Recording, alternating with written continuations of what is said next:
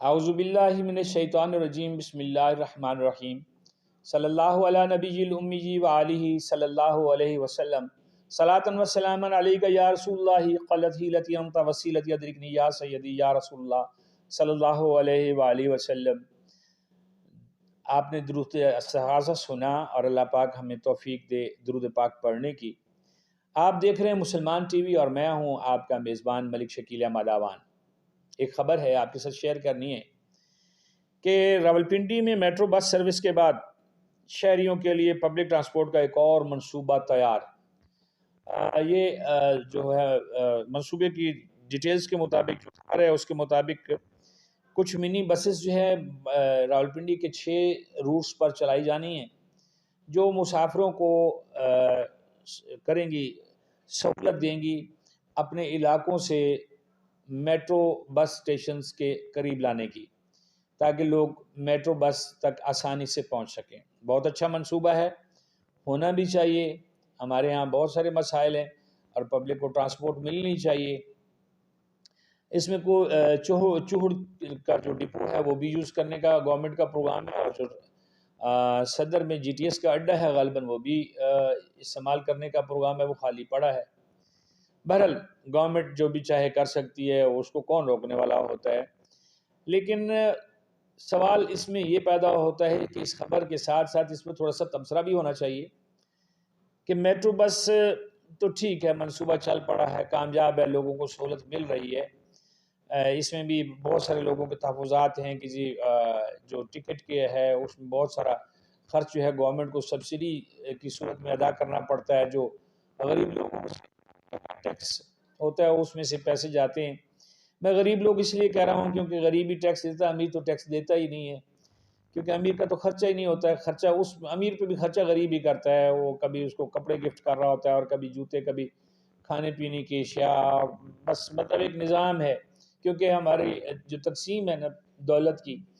اور جو ہمارے معاملات ہیں اس میں یہ ہے کہ امیر امیر تر ہوتا جا رہا ہے اور غریب غریب تر ہوتا جا رہا ہے۔ تو اس لیے امیر جب کوئی چیز خریدے گا تو ٹیکس دے گا نا، اس کو تو سارا کچھ تحفے میں مل جاتا ہے۔ حتیٰ کہ کئی لوگوں کو تو مطلب باپ دادا بھی بڑے تحفے تحائف دے کے چلے جاتے ہیں کہ چلو جی آپ کھربوں پتی بن جاؤ۔ دادا پتنی کام کرتا بھی تھا کہ نہیں، لیکن تحائف تو بڑے بڑے آ جاتے ہیں ہمارے بڑے لوگوں کے پاس۔ اب اگر یہ منصوبہ بسز کا جو ہے اس کے ساتھ ساتھ یہ منصوبہ بھی بنایا جاتا کہ جو لوکل روٹس ہیں پنڈی شہر کے اندر جو ہیں، کنٹونمنٹ بورڈ کے ایریاز میں بھی ہیں اور دیگر علاقوں میں بھی ہے، وہاں پہ بھی اگر تھوڑا سا سڑکوں کی کشادگی کا پروگرام بنا لیا جاتا یا وہاں پہ یہ کر لیا جاتا مزید اچھا تھا، کیونکہ جب ٹریفک جام ہوتی ہے تو بہت زیادہ پیٹرول کی ایندھن کی جو ہے کنزمپشن ہوتی ہے، اس سے بہت زیادہ نقصان ہوتا ہے۔ کہاں ایک چلتی بھاگتی گاڑی اور کہاں رک رک کے چلنے والی گاڑی، بہت ذرا جو ہے وہ ہمارے جو خزانہ ہے اس پہ بڑا بوجھ بنتا ہے کہ ہمیں بڑی مہنگی قیمت میں پیٹرولیم مصنوعات منگوانا پڑتی ہیں۔ اس منصوبے کے ساتھ ساتھ چونکہ میں جو بحث کرنا چاہتا ہوں وہ اصل بات یہ ہے کہ صبح کے ٹائم جب اسکول کالج جانے کے لیے لوگ گھروں سے نکلتے ہیں، دفاتر کے لیے جب خواتین و حضرات گھروں سے نکلتے ہیں، تو کئی کمپنیز کی اور کئی اداروں کی بڑی بسیں جو ہیں نا وہ منتظر ہوتی ہیں ان کو پک کرنے کے لیے، اٹھانے کے لیے۔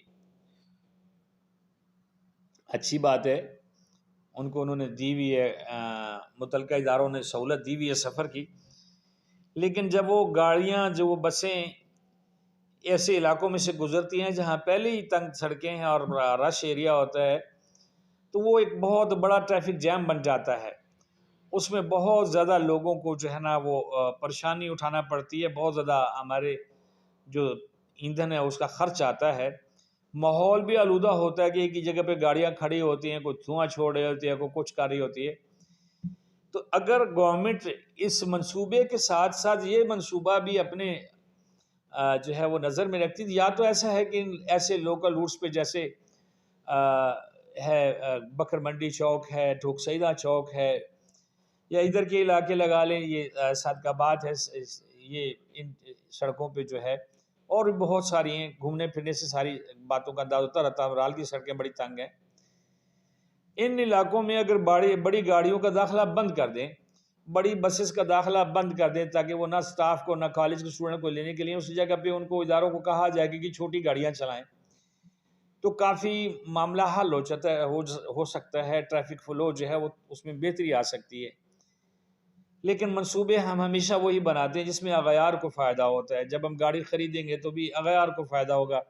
گاڑیوں کے لیے ایندھن خریدیں گے تب بھی اغیار کو فائدہ ہوگا، ہماری عوام کو کیا فائدہ ہوگا، ہمیں کیا فائدہ ہوگا، ہم نے کبھی اس میں نہیں سوچا۔ اس کی وجہ یہ ہے